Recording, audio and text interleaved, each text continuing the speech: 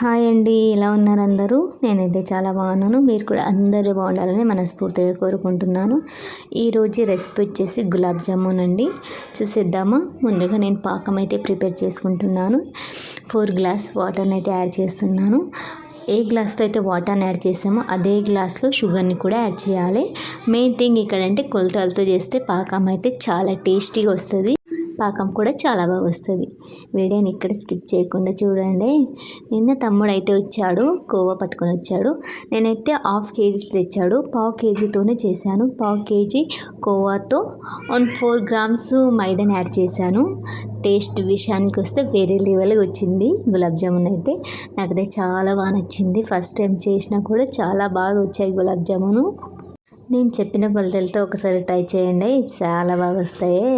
Bye, next వీడియోలో కలుద్దాం. Take care.